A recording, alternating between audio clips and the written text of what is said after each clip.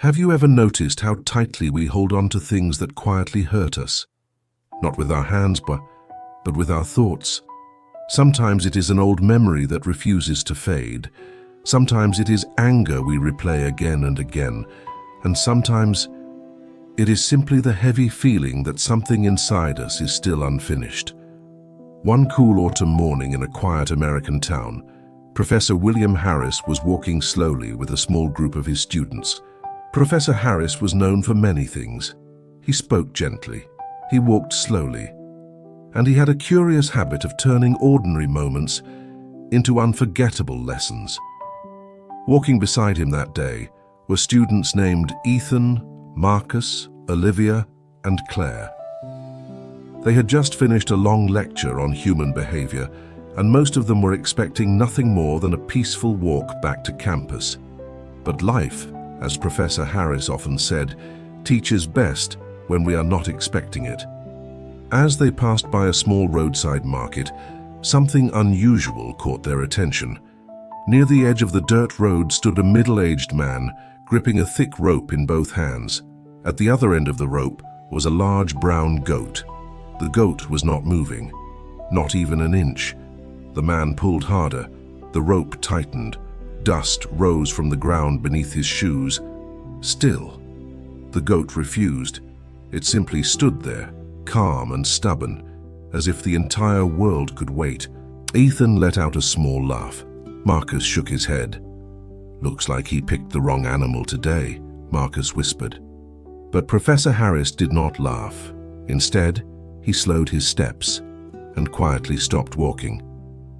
The students noticed the familiar look in his eyes, the one that usually meant a lesson was coming.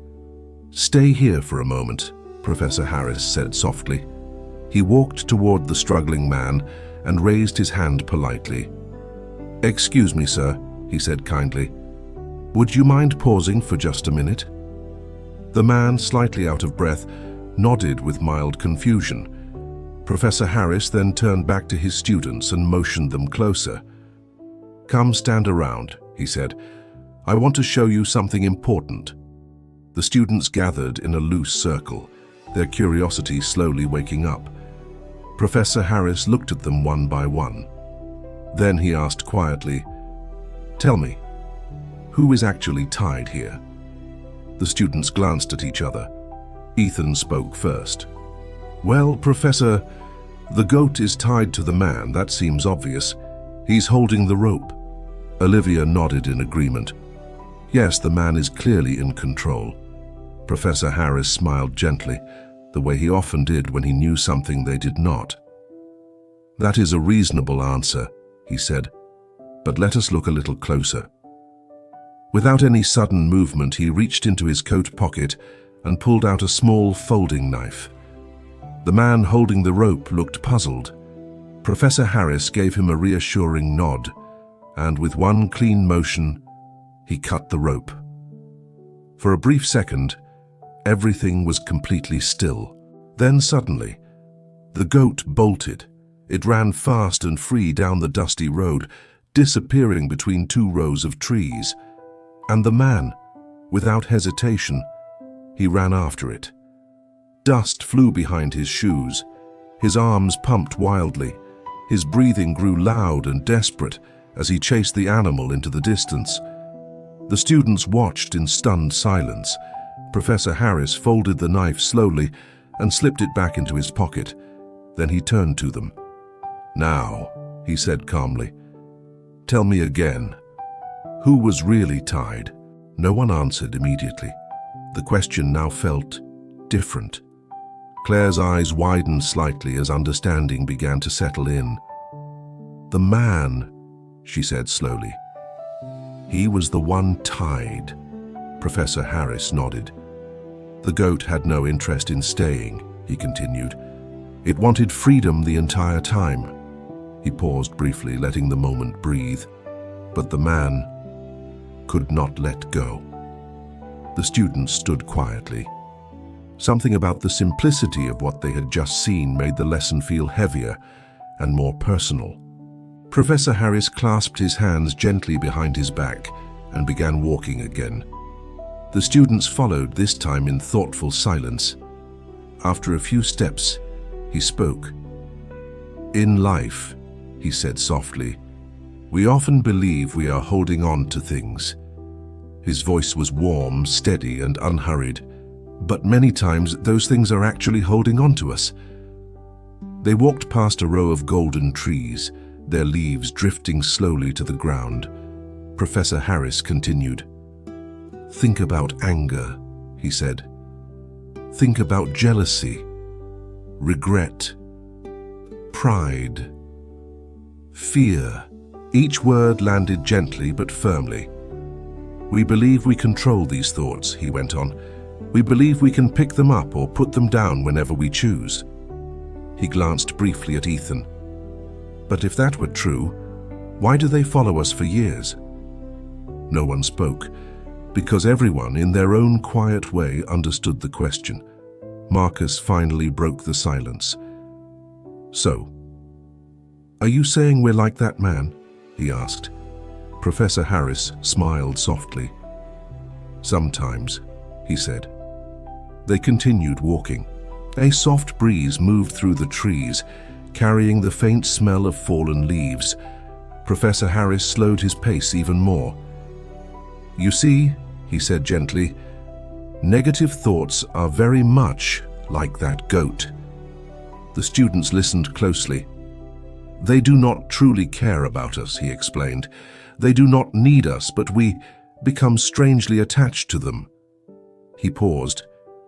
"Have you ever replayed an old mistake in your mind, long after everyone else had forgotten it?" Olivia lowered her eyes slightly. "Have you ever held on to anger, even when it only made you more tired?" Marcus shifted his shoulders. "Have you ever compared yourself to someone else and felt quietly smaller because of it?" This time, no one moved at all. Professor Harris's voice softened even further. "We think we are holding the rope," he said, "but often we are the ones being pulled." They walked in silence for a while. The town around them carried on as usual. Cars passing, distant voices, the quiet rhythm of an ordinary day. But inside the small circle of students, something had changed. Finally, Ethan spoke. "So how do we let go?" he asked quietly. Professor Harris stopped walking. He turned slowly, looking at each of them with calm understanding. "The moment you lose interest in what hurts you," he said gently, "its power begins to fade."